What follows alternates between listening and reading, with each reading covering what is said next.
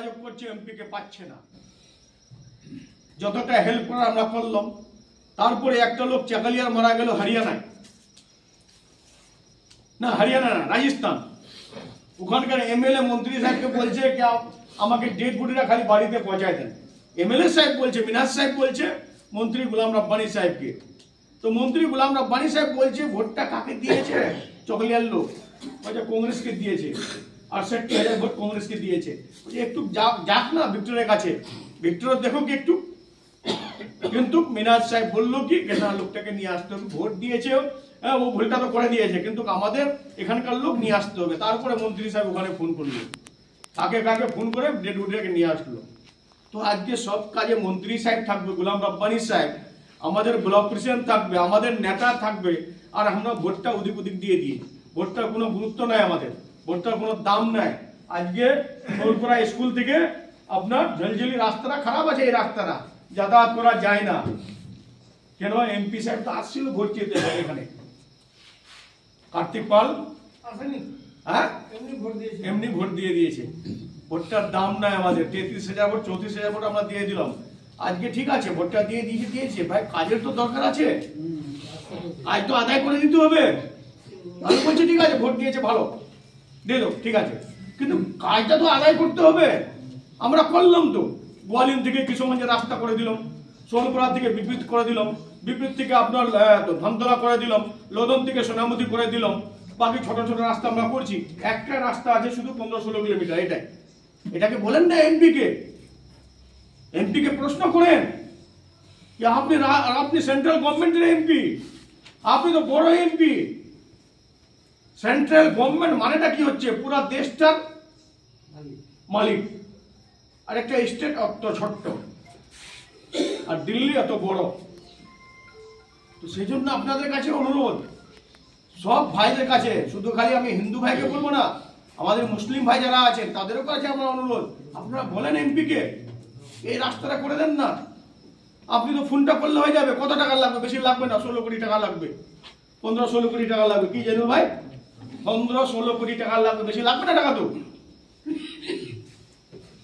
বলেন, প্রশ্ন করেন, শুধু আমাদেরকে প্রশ্ন কেন করবেন? আমাদেরকে যা বলছেন যে রাস্তাটা হবে না, আমাদেরকে বললেন কি অস্থল ব্রিজ হবে না, যে ব্রিজটা দিয়ে এখন আমরা আসলাম। হ্যাঁ, এই ব্রিজ না থাকলে আজকে অবস্থা কি হতো? এই যে ব্রিজটা না থাকলো খিচকতলা, তাহলে কি হতো? তাহলে লোকের যাতায়াতের অবস্থা খারাপ হয়ে যেত রাস্তা দিয়ে। কমপক্ষে তো শাহপুর দিয়ে বিপরীত দিয়ে লোকরা রায়গঞ্জ চলে যাচ্ছেন, হ্যাঁ শাহপুর দিয়ে। তো দেখেন, যেটা ভুল হয়েছে ওই ভুলটাকে সংশোধন করুন, রাস্তা আমরাই করব। আপনাদেরকে কথা দিয়ে যাচ্ছি, এখানে 2024-এ ইলেকশন আছে, আর 2024-এর আগে এই রাস্তাটা হবে। আমরা যেরকম কথা দিই ওই কথার আমরা দামটা রাখি। আমরা বলে যাচ্ছি এখানে 2024-এর আগে রাস্তা হবে, 15 কিলোমিটার রাস্তা। কিন্তু আমরা বুঝি না ভোটটা দামটা কত, আমাদের ভোটটা ওদিক ওদিক আমরা দিয়ে দিই। আর একটা কথা বলবো আমি, আমার জেনুল ভাই বলছিল, অনেক লোককে মনে হয় ভিতরে আঘাত লাগবে ওনার কথা শুনে। আমাকে কিন্তু খুব পছন্দ লাগে। আমি এরকম নেতা চাই যা বলছে মিটিং এ বলছে, মুখে বলছে, পিছনে নাই। আমাদের ব্লক প্রেসিডেন্ট যা বলে মুখে বলে, পিছনে নাই।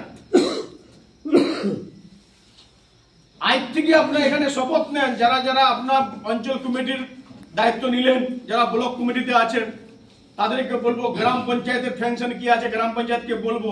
শুধু খালি গ্রাম পঞ্চায়েত চলালে হবে না, সংগঠনটাও দেখতে হবে,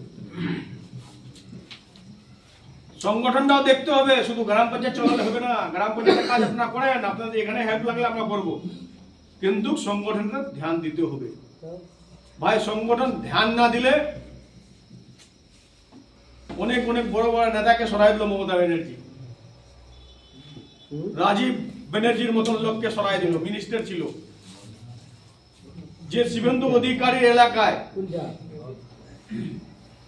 মৎস্যমন্ত্রী ছিল, ওকে সরাই দিল।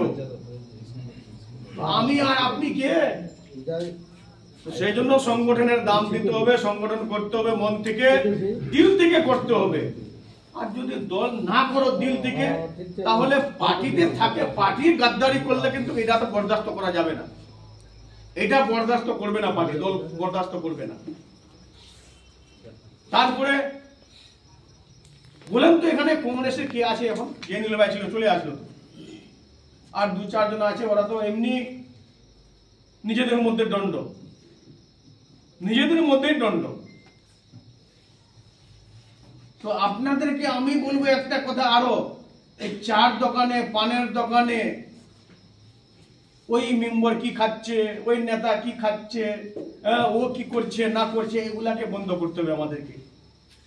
যদি ও ভুল করে মেম্বার প্রধান বা কোনো নেতা, আমাদের জেনুল ভাই বললো, আপনার ডাইরেক্ট অঞ্চল প্রেসিডেন্টকে বলেন, ভাইস প্রেসিডেন্টকে বলেন, যদি ওরা গুরুত্ব না দেয় আপনাদের কথায়, তাহলে আমাদের ভাইস প্রেসিডেন্টকে বলেন, জেনুল সাহেবকে।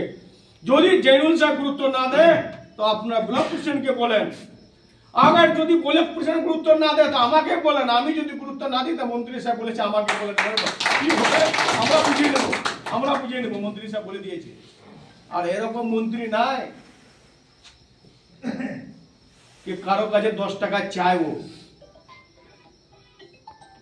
অনেক এমএলএ মন্ত্রী আছে, কিন্তু আমাদের মন্ত্রী কোনো দাগ ছবি, দাগওয়ালা ছবি নাই। এমনি মমতা ব্যানার্জি ওকে গুরুত্ব দেয় না। এত ভোট কম দিলাম, এমপি হারাই দিলাম, তাও ক্যাবিনেট মন্ত্রী রাখলো, ওকে সরালো না। এত গুরুত্ব দেয় আমাদের মন্ত্রীকে। আমাদের বলছিল জেনুল সাহেব, এখানে এডিশনাল চিফ সেক্রেটারি আমরা কোনোদিন দেখতে পাইনি। অনেকদিন রাজনীতি করলাম কংগ্রেসে, মুরারিদা বামফ্রন্ট করতো, জেনুল ভাই বামফ্রন্ট করতো, ইনার বাবা বামফ্রন্ট করতো, আছে আরো সবাই অন্য অন্য পার্টি করতাম, কিন্তু এডিশনাল চিফ সেক্রেটারি আমরা দেখতে পাইনি এখানে। আজকে এমআইসি আছে, সেজন্য এডিশনাল চিফ সেক্রেটারি এখানে চলে আসছিল।